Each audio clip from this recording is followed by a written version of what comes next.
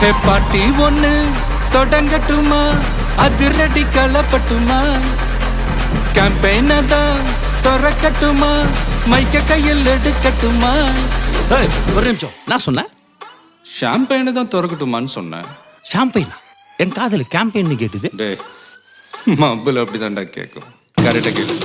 Start music.